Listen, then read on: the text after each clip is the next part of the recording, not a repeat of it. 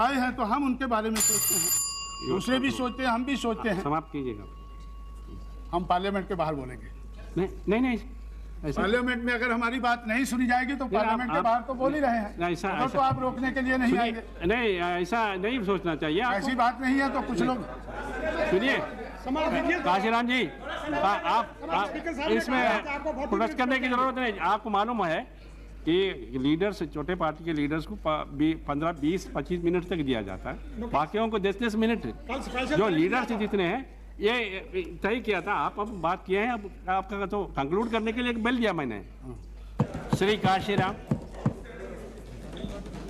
अध्यक्ष जी, ये खुशी की बात है कि हम लोग 50 साल की आज़ादी के बाद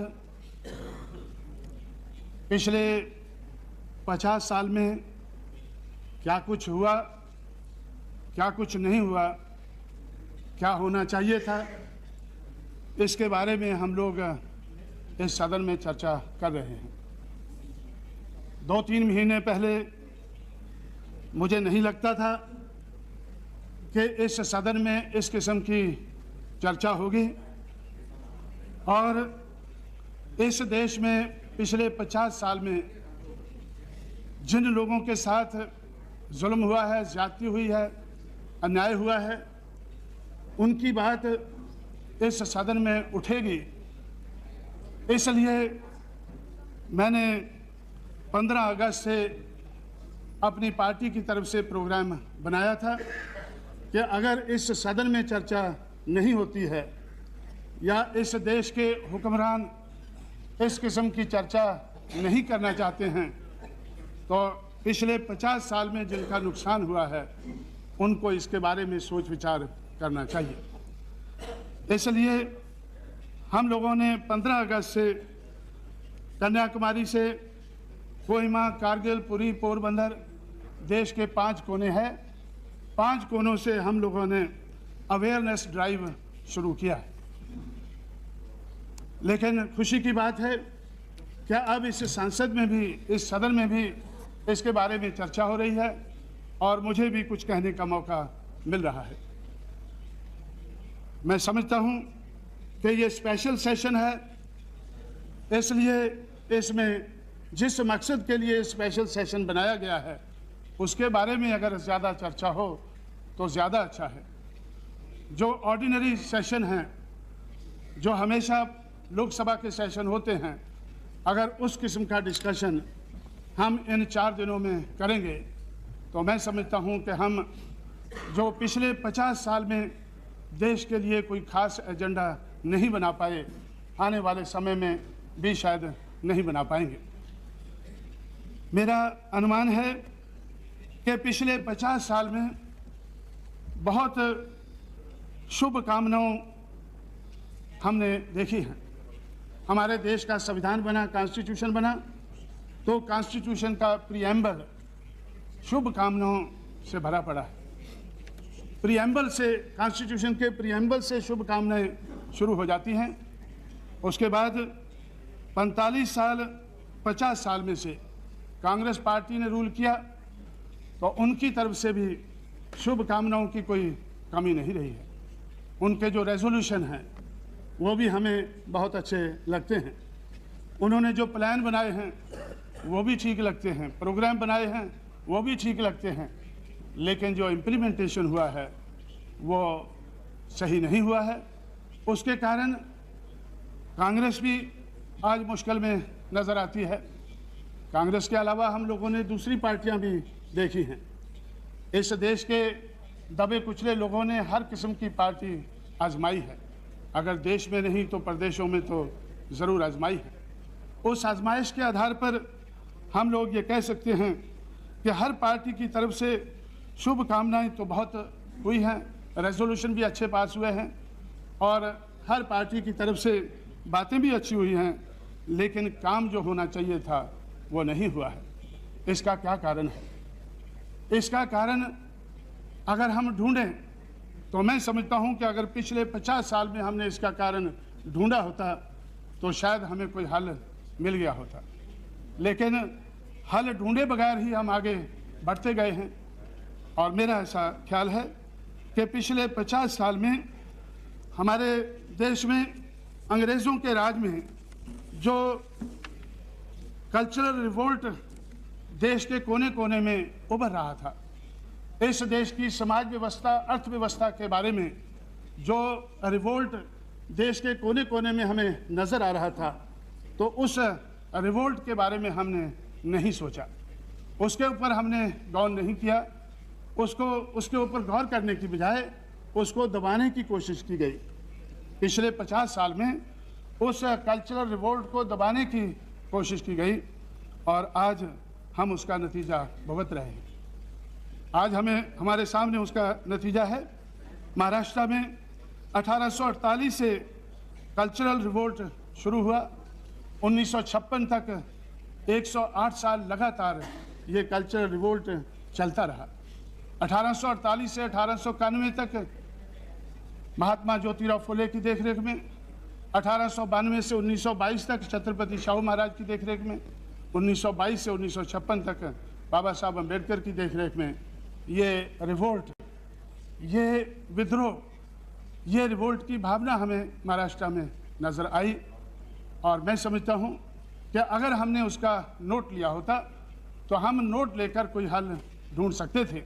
जिन लोगों के लिए महाराष्ट्र में आवाज़ उठती थी, उन लोगों की आवाज़ बंद करने से पिछले 50 साल में हमारा बहुत नुकसान हुआ है। इसी तरह से हम दक्षिण भारत में देखते हैं कि पेरियार रामास्वामी नायकर ने, जो 1924 में कांग्रेस के तमिलनाडु के अध्यक्ष थे, जब उन्होंने वैकम सत्याग्रह में हिस्सा लेने का फैसला किया तो गांधी जी ने उनसे कहा, उनको सलाह दी कि ये कांग्रेस का एजेंडा नहीं है। छुआछूत के खिलाफ, अनटचेबिलिटी के खिलाफ या सामाजिक दिशा में इस किस्म का रिवोल्ट करना ये कांग्रेस का एजेंडा नहीं है, इसलिए आपको नहीं करना चाहिए। तो उन्होंने इसके ऊपर गौर किया। कांग्रेस छोड़कर उन्होंने सेल्फ रिस्पेक्ट मूवमेंट शुरू की। 1925 में सेल्फ रिस्पेक्ट मूवमेंट शुरू की और वो सेल्फ रिस्पेक्ट मूवमेंट के कारण कांग्रेस आज तमिलनाडु में भी आज पीछे जा रही है। और इसी तरह से हम बंगाल में देखते हैं कि पिछले 18 साल से कम्युनिस्टों का राज है, उससे पहले 20 साल से राज है और उससे पहले कांग्रेस का उधर राज रहा है। लेकिन बंगाल में भी जो 19वीं सेंचुरी में चंडालों का रिवोल्ट था, उसका नोट अंग्रेज़ों ने लिया, लेकिन हमारी सरकार ने नहीं लिया है। पिछले 50 साल से उसका नोट हमारी सरकार ने नहीं लिया है। जो चंडाल, वो उनके साथ जो अन्याय होता था, उनके साथ जो मुश्किलें थी उनके बारे में वो अंग्रेज़ों के सामने रखते थे। अंग्रेज़ उनका कुछ ना कुछ हल ढूंढते थे। और जो 1891 तक सेंसस में चंडाल का नाम हमें नज़र आता है, उन्होंने अंग्रेज़ों से रिक्वेस्ट किया कि चंडाल का नाम हमसे हटाया जाए, हमें नमः शूद्रा करके लिखा जाए। अंग्रेज़ों ने उनकी बात मानी और 1901 से चंडाल की बजाय नमः शूद्रा उनका नाम आज हम जानते हैं। और उसके बाद 1946 तक उन नमः शूद्रा लोगों की जो विद्रोह था, उनका जो रिवोल्ट था और इस देश की जो समाज व्यवस्था, अर्थव्यवस्था के खिलाफ जो विद्रोह था, तो 1946 तक हमें नज़र आता है। 1947 के बाद हमें नज़र नहीं आता है। इसी तरह से देश के कोने कोने में इस किस्म का रिवोल्ट 1947 तक हुआ, लेकिन 1947 के बाद वो रिवोल्ट हमें नज़र नहीं आया। वो बात कहने वाले लोग को डिस्करेज किया गया। बाबा साहब अम्बेडकर को चुनकर नहीं आना चाहिए, कॉन्स्टिट्यूएंट असम्बली में नहीं पहुंचना चाहिए, उसके लिए भी प्रबंध किया गया। तो बाबा साहब अम्बेडकर को बम्बे से जाकर और कलकत्ता क्रॉस करके जयसुर और खुलना से उनको चुनकर कॉन्स्टिट्यूएंट असम्बली में आना पड़ा। जयसुर और खुलना से जब चंडालों ने उनको चुनकर भेजा कॉन्स्टिट्यूएंट असम्बली में, तो भाई उसका जो प्लीज नमः शूद्रा अभी आज हम कहते हैं उनको, कोई बात नहीं, अगर चंडाल नहीं कहते हैं तो जो चंडालिका है, जो टैगोर ने चंडालिका लिखी है, उसको भी कंडेम करो। टैगोर की कहानी है चंडालिका, तो उससे हमें कुछ पता चलता है उस जमाने के इतिहास के बारे में।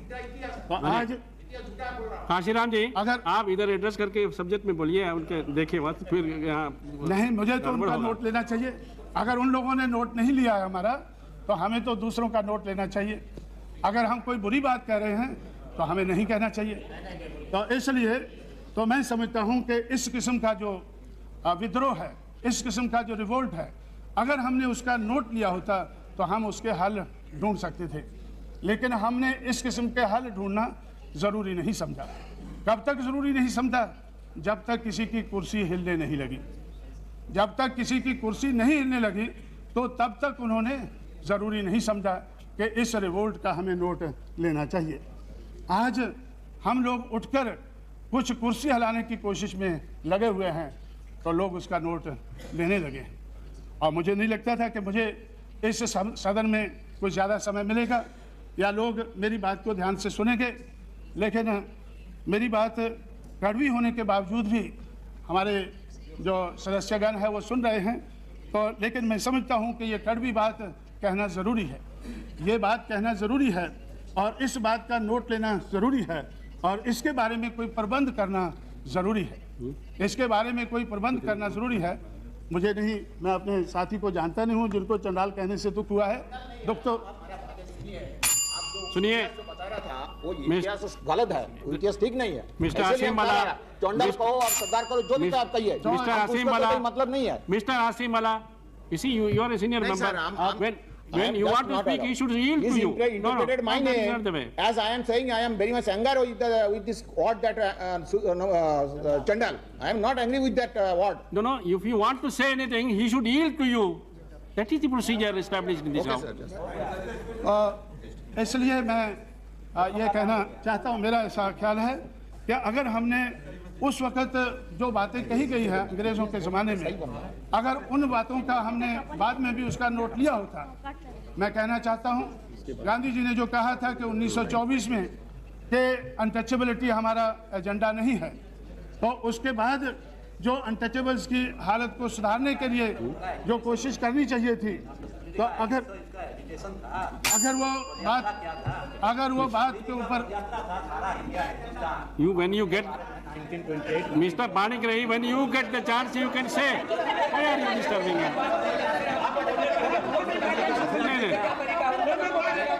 No, that is not. जवाब दे दीजिएगा।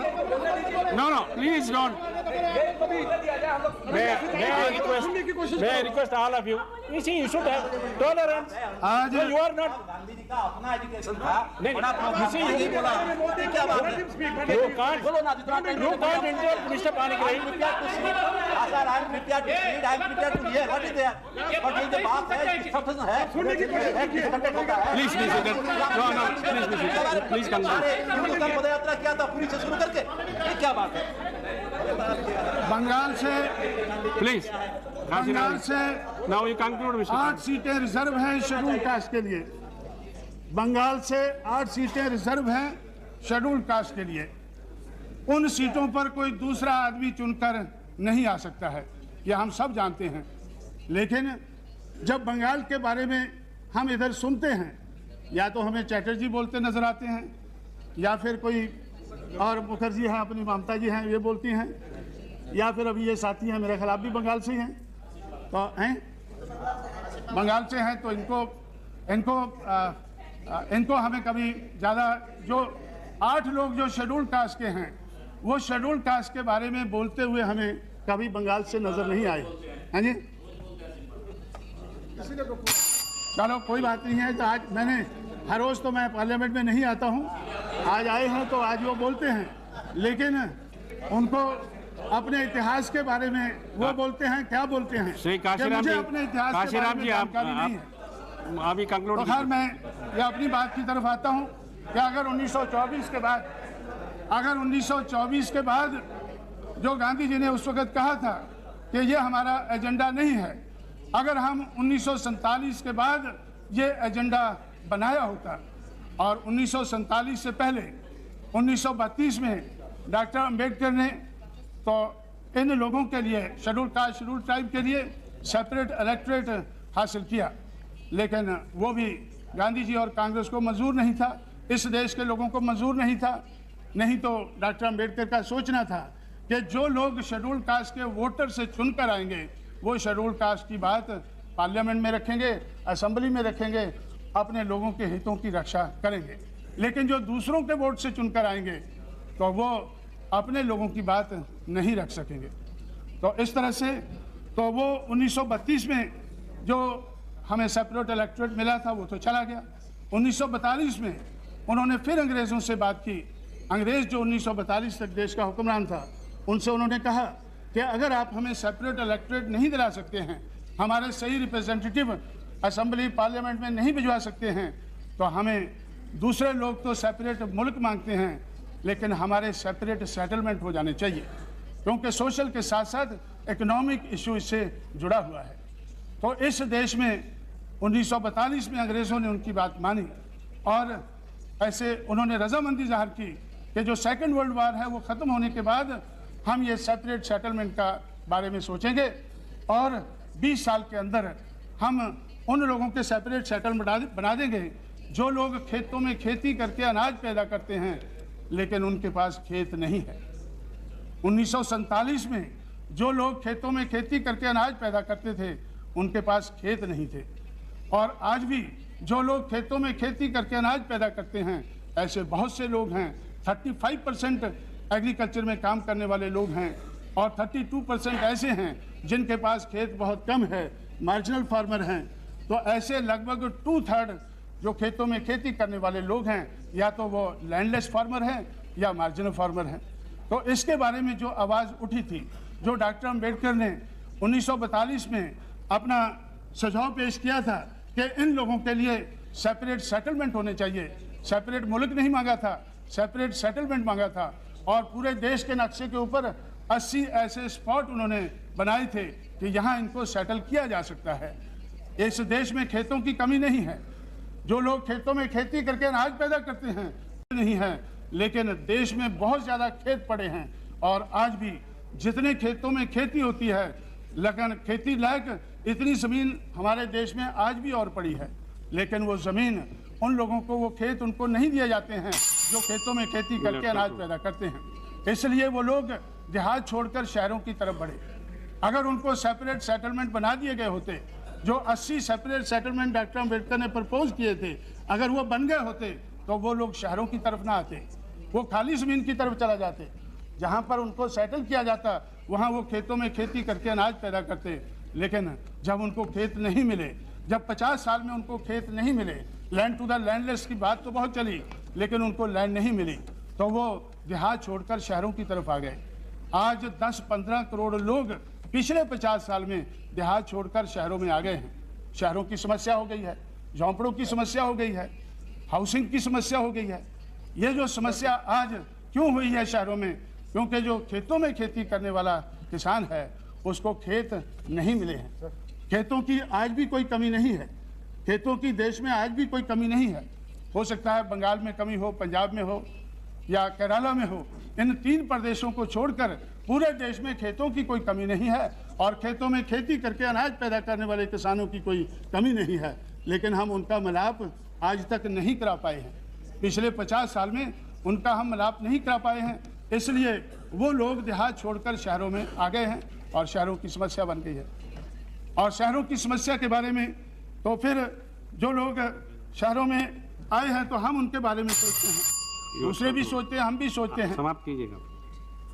हम पार्लियामेंट के बाहर बोलेंगे। नहीं ऐसा पार्लियामेंट में अगर हमारी बात नहीं सुनी जाएगी तो पार्लियामेंट के बाहर तो बोल ही रहे हैं, तो आप रोकने के लिए नहीं आएंगे। नहीं, ऐसा नहीं सोचना चाहिए। ऐसी बात नहीं है तो कुछ लोग सुनिए काशीराम जी, आप इसमें प्रोटेस्ट करने की जरूरत नहीं। आपको मालूम है कि लीडर्स, छोटे पार्टी के लीडर्स को 15, 20, 25 मिनट तक दिया जाता है, बाकियों को 10-10 मिनट। जो लीडर्स जितने हैं ये तय किया था, आप अब बात किए हैं, अब आपका तो कंक्लूड करने के लिए एक बेल दिया मैंने। नहीं, वो तो ठीक है, लेकिन अगर हमारी बात इस सदन में सुनी नहीं जाएगी तो हमने तो पहले ही प्रबंध बाहर किया हुआ है, पहले ही प्रबंध बाहर किया हुआ है। हम इस सदन में प्रबंध कर कर ही पहुंचेंगे। हमें पूरा भरोसा है कि हम आने वाले समय में हम ज़्यादा मेंबर पार्लियामेंट लाने की कोशिश करेंगे, लेकर आएंगे तो फिर हमारी बात सुनी जाएगी। नहीं, अभी भी आपकी बात सुनी जा रही है। आप नहीं सुनी जा रही है, नहीं सुनी जा रही है, तो इसलिए मैं समझता हूँ, बोलिए ना आप तक। और इसलिए तो मैं ऐसा समझता हूँ कि ये जो हम आने वाले समय में, आज हम किस लिए स्पेशल सेशन में आए हैं कि अगर हमने 50 साल में कुछ कमियां रही हैं, पिछले साल में हमें कुछ कमजोरियां नजर आती हैं, उनके बारे में गौर करके आने वाला एजेंडा हमें सही बनाना चाहिए।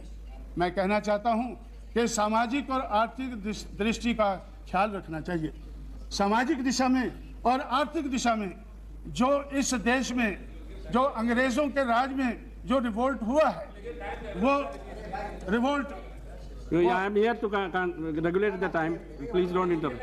ठीक है, तो मैं नहीं, please continue. You just leader of the party. तो इसलिए मैं तो आता ही बहुत कम हूँ इधर, और आता हूँ तो बोलता कम हूँ, लेकिन अगर आज बोलने का मौका दे दें तो अच्छा है, अगर नहीं दे दे तो बाहर तो मुझे कोई रोकने वाला नहीं है। अभी तक तो रोकने वाले नहीं हैं, लेकिन हो सकता है बाहर भी रुकावट हो। अभी आप तो इसलिए तो मैं क्या कर, नहीं, मैं तो अटल जी को भी देख के कह रहा हूँ। अटल जी तो अभी अभी आए हैं। मैं बोलता हूँ कुछ लोगों को, मैं बोलता हूँ कुछ करता हूँ। मेरा जो करना है, बोलना है, तो बहुत से लोग सोचते हैं कि अगर ये भी बंद हो जाए तो अच्छा है। तो इसलिए हाँ, तो मैं अच्छा मैं बोल रहा हूँ, मैं उसी के बारे में बोल रहा हूँ, क्योंकि आज से 6-7 महीने पहले उत्तर प्रदेश के बारे में चर्चा करने के लिए हमारी अटल जी से बातचीत हो रही थी। तो अटल जी ने मुझसे कहा कि भाई आप अभी थोड़ी देर में राष्ट्रपति का चुनाव होने वाला है, अगर आप राष्ट्रपति, हम सोचते हैं कि आपको राष्ट्रपति बनाया जाए, ऐसी कोई पार्टी नहीं जो आपका विरोध करेगी। तो इसलिए तो मैंने सोचा, मैंने अटल जी से कहा कि भाई मैं कुछ बात अपनी बोलता हूँ, कुछ काम करता हूँ, अगर मैं बड़े घर में जाकर उधर बैठ जाऊँगा तो ये काम कौन करेगा, इसलिए मुझे मैदान में डटा रहना चाहिए। और अगर तो इस तरह से तो मैं समझता हूँ कि मेरी बात कुछ लोगों को अच्छी नहीं लगती है, कोई बात नहीं है। तो अगर अच्छी नहीं लगती है तो हम बाहर बोलते हैं। और मैं अभी क्या बोल रहा था कि ये जो इस किस्म का जो रिवोल्ट पहले से चल रहा था, तो उस रिवोल्ट के बारे में आज भी बहुत लेट नहीं हुआ, आज भी हमें उसके बारे में सोच लेना चाहिए, समझना चाहिए, और सोचकर समझकर ही आगे का प्लान बनाना चाहिए। उस बात को सोच समझकर अगर प्लान बनाते हैं तो कोई लाभ होता है, अगर बगैर सोचे समझे बनाते हैं तो कोई लाभ नहीं होता है। 1990 में सेंट्रल गवर्नमेंट ने जब डॉक्टर अम्बेडकर की सेंटेनरी सेलिब्रेशन मना रहे थे, तो 1990 में सेंट्रल गवर्नमेंट ने अम्बेडकर ग्राम विकास योजना बनाई, हमने नहीं बनाई। तो सेंट्रल गवर्नमेंट ने अम्बेडकर ग्राम विकास योजना बनाई, लेकिन क्या आज उत्तर प्रदेश में जो बीएसपी की सरकार है, उसके अलावा किसी प्रदेश में क्या वो योजना चल रही है? मेरे नोटिस में नहीं है। सारे सांसद इधर देश के कोने कोने से इधर आए हैं, तो सबको मालूम होगा कि उत्तर प्रदेश में सिर्फ बीएसपी की सरकार अम्बेडकर ग्राम विकास योजना को लागू कर रही है। उसके अलावा पूरे देश में उसके अलावा आज तो कोई बात नहीं, आज तो मुलायम सिंह जी नहीं हैं, जब वो होंगे तो फिर देखा जाएगा, फिर उनसे रिक्वेस्ट करेंगे कि वो चलाएं। तो इसलिए तो ये अम्बेडकर ग्राम विकास योजना क्यों बनाई गई? अगर उसको लागू नहीं करना था, अगर देशवासियों को उसको लागू नहीं करना था, तो उसको बनाने की कोई ज़रूरत नहीं थी। इसी तरह से इसी सदन में या इसी गवर्नमेंट ने सेंट्रल की तरफ से तो एक schedule caste schedule tribe prevention of atrocities act तो सेंट्रल गवर्नमेंट ने बनाया। इसी सदन में ये एक्ट पास हुआ, prevention of atrocities on schedule caste schedule tribe. आज उसकी बहुत चर्चा हो रही है। मुझे इस सदन में बोलना था, इसलिए मैंने उत्तर प्रदेश की गवर्नमेंट से फैक्ट्स मंगाए हैं कि भाई इसके बारे में तो आप इसके बारे में हमारी सरकार क्या कर रही है, क्योंकि बाहर कई महीनों से चर्चा चल रही है कि ये prevention of atrocities on schedule caste schedule tribe ये जो एक्ट है ये ख़त्म होना चाहिए। ये इस सदन ने बनाया है, तो इस सदन को चाहिए कि इसको ख़त्म करे। अगर इसकी ज़रूरत नहीं है, लेकिन लोग कहते हैं कि हम इसको उत्तर प्रदेश की असेंबली में ख़त्म कर देंगे। इस पार्लियामेंट का बनाया हुआ एक्ट उत्तर प्रदेश की असेंबली में कैसे ख़त्म होगा? ये तो इस पार्लियामेंट को ही ख़त्म करना होगा। अगर प्रिवेंशन ऑफ एट्रोसिटीज़ एक्ट ज़रूरी नहीं है, जो इस सदन में 1989 में पेश हुआ और 95 में कंप्लीट हुआ, तो अगर ये एक्ट ज़रूरी नहीं है तो इसको, इस सदन को चाहिए कि इसको ख़त्म करना चाहिए। अगर ये इसका मिसयूज़ होता है, अगर कोई भी एक्ट बनाते हैं, अगर उसका मिसयूज़ होता है तो मिसयूज़ को भी रोकना चाहिए। मैंने फैक्ट्स मंगाए हैं कि भाई उत्तर प्रदेश की सरकार में तो क्या फैक्ट्स हैं, जब से उधर बहुजन समाज पार्टी की सरकार आई है तो इस एक्ट के खिलाफ बहुत आवाज़ उठ रही है। तो मैंने फैक्ट्स मंगाए हैं। तो पिछले 3-4 महीने में जब से बीएसपी की सरकार आई है, उसी समय में जो पहले सरकारें रही हैं, तो उसमें जो फिगर्स हैं कि हमारे समय में, बीएसपी की सरकार के समय में 1611 केसेस इस एक्ट के तहत दर्ज हुए हैं, 1611। लेकिन उससे पहले जो सेंटर का रूल था, तो सेंटर के रूल में इसी समय में 1737 दर्ज हुए हैं। उससे पहले इन्होंने बताया हमारे साथी ने कि मुलायम सिंह जी का रूल था। उसी समय में जब मुलायम सिंह जी का रूल था तो उसमें 2767 तो जो केसेस हैं वो दर्ज हुए हैं। अगर इस किस्म के केसेस दर्ज हुए, इसी तरह से हमारे इधर साथी इधर एक नहीं है, उन्होंने मुझसे कहा कि भाई हमारे खिलाफ ये एक्ट लगा हुआ है, तो मायावती को कहकर इसको रफा दफा कराएं। अटल जी को भी उन्होंने बोला, कनौजिया जी हैं मेंबर पार्लियामेंट, मैंने उनसे कहा कि भाई मायावती ने ये एक्ट लगा दिया है, किसने लगाया है? वो कहने लगे कि वो तो मुलायम सिंह जी के ज़माने में लगा था, लेकिन आपको चाहिए कि उसको रफा दफा कर दे। इसलिए मैं समझता हूँ कि जो ये एक्ट का मिसयूज़ होता है, तो मिसयूज़ रोकना तो ठीक बात हो सकती है, लेकिन एक्ट को ख़त्म करना अगर ठीक बात है तो इस सदन में ये बात उठनी चाहिए और इस सदन में ये एक्ट को रद्द करना चाहिए। लेकिन ये एक्ट सिर्फ उत्तर प्रदेश के लिए नहीं है, ये तो देश भर में जो एट्रोसिटीज़ होती हैं, शेड्यूल कास्ट शेड्यूल ट्राइब के ऊपर एट्रोसिटीज़ होती हैं, क्या उनको रोकना चाहिए या नहीं रोकना चाहिए? हर कोई कहता है रोकना चाहिए, लेकिन जब रोकने की बात आती है, रोकने की कोशिश होती है, तो लोग विरोध करते हैं, तो उसका विरोध होता है। तो इसलिए मैं समझता हूं कि इस सदन में ऐसी ही बातें, ऐसा ही हमें एक्ट बनाने चाहिए, ऐसे ही कानून पास करने चाहिए जिनको हम लागू कर सकें। जिन कानूनों को हम लागू नहीं कर सकते, तो ऐसे कानून हमें पास नहीं करने चाहिए। इसीलिए मैं समझता हूं कि डेमोक्रेसी के बारे में बहुत कुछ कहा जाता है कि इस देश में डेमोक्रेसी बहुत बड़ी है, बहुत बड़े अरसे से चल रही है, लेकिन मैं समझता हूं कि इस देश में कोई डेमोक्रेसी नहीं है। एक खेल चल रहा है इस देश में, जिसमें अमीरों के नोटों से गरीबों के वोटों के साथ खिलवाड़ होता है। अमीरों के नोटों से गरीबों के नोटों के साथ खिलवाड़ होता है, और मैं समझता हूं कि इसको अमीरों के नोटों से गरीबों के वोटों के साथ खिलवाड़ होता है, जिसको डेमोक्रेसी कहते हैं। इसी तरह से हमारे जो चीफ इलेक्शन कमिश्नर हैं, तो मिस्टर सेशन, तो उन्होंने एक किताब लिखी है, उसमें उन्होंने खुद कहा है कि इस देश में डेमोक्रेसी नहीं है। उन्होंने एक मिस्टर सेशन ने तो उस किताब में ये लिखा है, ए heart full of burden, heart full of burden किताब लिखी है। तो उन्होंने इस किताब में लिखा है कि इट इज़ जो डेमोक्रेटिक कल्चर है इंडिया में, it is in an advanced stage of decay. ये डेमोक्रेसी जो है, it is an advance stage of decay, ऐसा चीफ इलेक्शन कमिश्नर को कहना पड़ा है। और इसी तरह से तो उन्होंने और 1951-52 में, तो जब इस देश में डेमोक्रेटिक प्रोसेस चलने वाला था, तो बाबा साहब अम्बेडकर ने उसी वक्त कहा था कि भाई ये जो अगर अमीर के पैसों से अगर चुनाव लड़ा जाएगा, तो फिर अमीरों की ही बात इस देश में चलेगी, पैसे वालों की ही बात चलेगी। और वही हम देख रहे हैं कि मनी माफिया और मीडिया का रोल बहुत बड़ा है। मनी माफिया और मीडिया का रोल इस देश की डेमोक्रेसी में बहुत बड़ा रहा।